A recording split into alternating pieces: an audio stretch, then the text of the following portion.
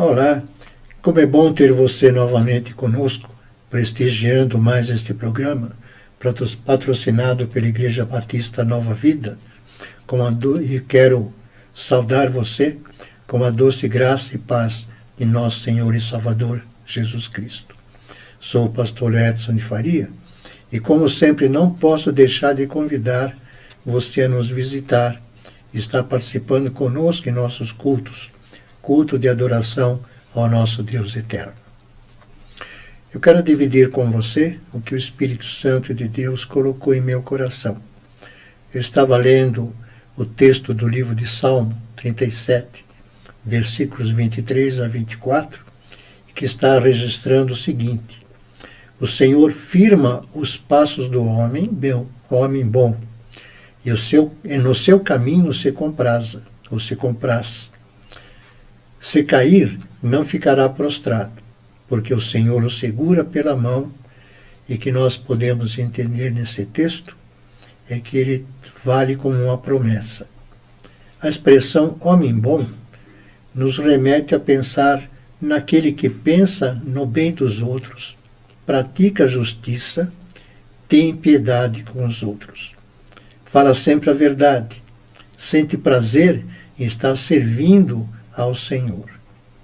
Isto nos leva a pensar em José, lá no Antigo Testamento, Gênesis, capítulo 39, versículo 2, que diz o seguinte: o Senhor era com José, e veio a ser homem próspero, e estava na casa do seu senhor egípcio.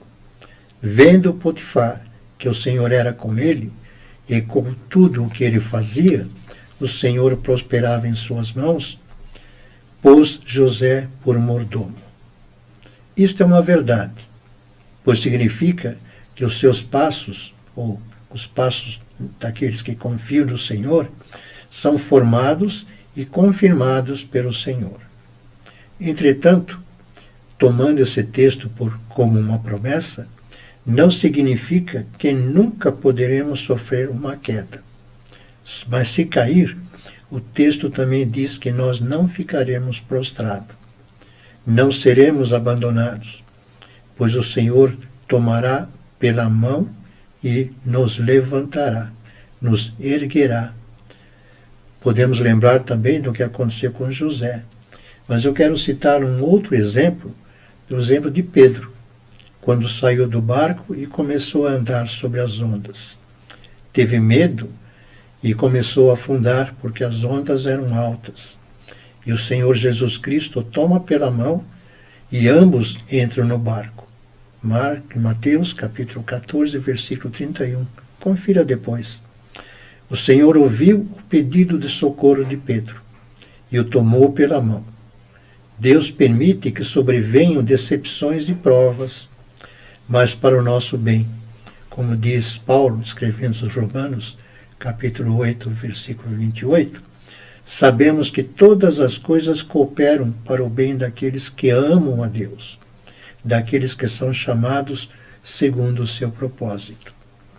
Quando lemos também o texto de Paulo na segunda carta a Timóteo, capítulo 3, versículos 16 a 17, nós vemos o seguinte registro: toda escritura é inspirada por Deus. Aí ele vai dar a sequência: a fim de que o homem de Deus seja perfeito e perfeitamente habilitado em toda boa obra, tornando-se assim um homem bom. O salmista também, no Salmo 56, versículo 13, dá uma declaração de que Deus nos sustenta com as suas mãos. Pois da morte me livraste a alma, sim, livraste da queda os meus pés, para que eu ande na presença de Deus, na luz da vida. E nós vemos lá Paulo escrevendo em Romanos ainda, capítulo 8, versículo 16, que ele vai dar um desfecho muito importante, quando ele está registrando: o próprio Espírito testifica com o nosso espírito que somos filhos de Deus. O prêmio de sermos um homem bom é que nós estaremos sendo chamados filhos de Deus.